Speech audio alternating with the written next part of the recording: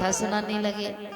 अब उसी समय की बात है कि मैया सती के पिता राजा दक्ष ने बड़ी ही सुंदर यज्ञ की रचना की।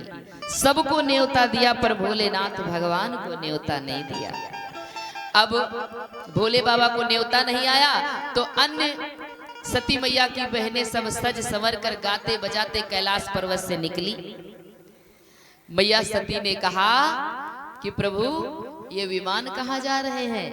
भोले बाबा मुस्कुराने लगे, हम इनको कथा सुना रहे हैं, ये आसमान में जहाज देख रहे हैं। भोले बाबा ने कहा ये विमान ये जहाज ये तुम्हारे बाप के घर जा रहे हैं, और जा ही वहां रहे थे।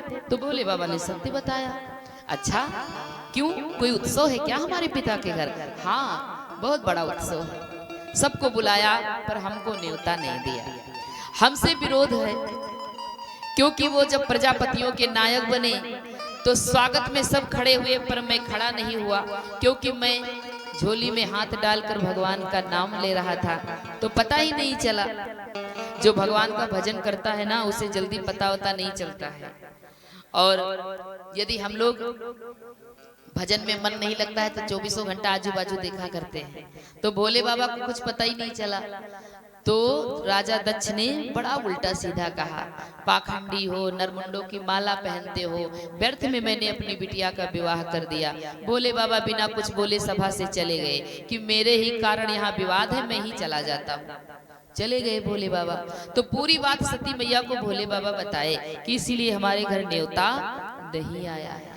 अच्छा अपनी बिटिया को कौन नहीं बुलाता है? अपनी बिटिया को तो न्योता दे ही देते राजा दक्ष, लेकिन उन्होंने सोचा जब बिटिया आएगी ना तो दामाद भी आएगा, क्योंकि चिढ़ तो उनको दामाद से थी। तो इसीलिए भोले बाबा ने कहा यहाँ न्योता नहीं आया है देवी। भैया सती रोने लगी। पिता का घर है, बिना न्योते के भी जा सकते हैं। भोले बाबा ने कहा बिल्कुल जा सकती हो। गुरु के घर, मित्र के घर और कथा में अपने पिता के घर बिना बुलाए जाना चाहिए। लेकिन यदि आपको ये पता हो जाए कि वहां आपका अपमान होगा, कोई अपमान करने के लिए बुला रहा, तो वहां भी जाना नहीं चाहिए, चाहे कोई कितना क्यों ना बुलाए। भोले बाबा ने कहा जरूर पिता का घर है देवी, पर नहीं जाना चाहिए क्योंकि वहां पर अच्छा नहीं होगा हमारे साथ। मैया सती रोने लगी तो भोले बाबा ने कहा आप चले जाओ, पर हम तो जाने वाले नहीं हैं। मैया को भोले बाबा ने विदा कर दिया, गढ़ों को भेज दिया। वहां जब मैया गई तो राजा दक्ष जो पिता थे मैया सती के, वो पलट कर देखे भी नहीं, उल्टा मारे गुस्से के उनके नेत्र लाल हो गए और उनके डर से सती मैया से कोई बात भी नहीं किया। एक उनकी माँ थी कि दौड़ी दौड़ी आई, अरे सती तुम आ गई, आ जाओ जल्दी आ जाओ। एक माँ का प्रेम तो भाई माँ का प्रेम ही होता है। दौड़ के आई। सती मैया ने कहा माँ मैं यज्ञ मंडप की फेरियां लगा लूं। जब फेरियां लगाने लगी तो वहां सब देवताओं के नाम से आहुति दी जा रही थी, पर भोले बाबा का नाम भी नहीं लिया जा रहा था। उनके नाम का कोई पूजा पाठ नहीं, कोई आहुति नहीं। मैया सती अपने पति का अपमान सह नहीं पाई। अच्छा पत्नी अपने पति को चाहे जो कहे, लेकिन मायके में कोई दूसरा कह दे तो लाल पीली हो जाती है तुरंत।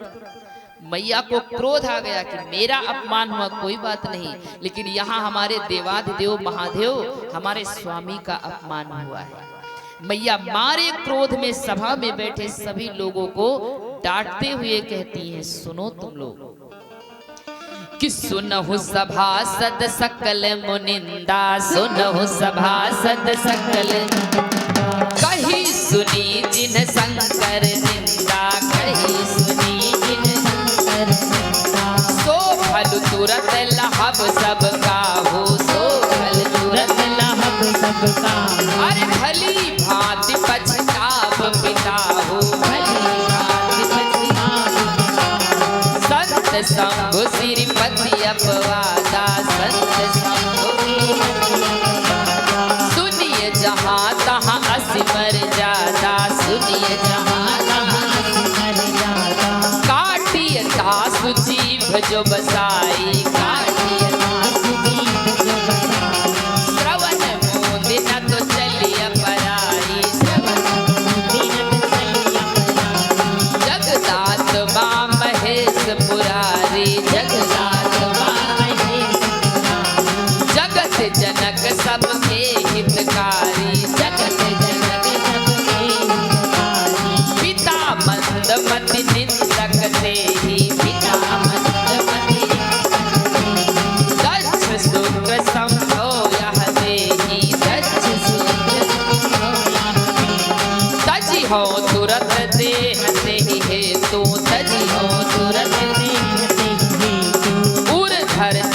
चंद्रमौली ब्रस के दूर धरि चंद्रमौली बरस के तू अस कहि जोग अभिनित अनुजारा अस कहि जोग अगिन तनु जारा भयो बकल मख हाहाकारा भयो सकल मख हाहाकारा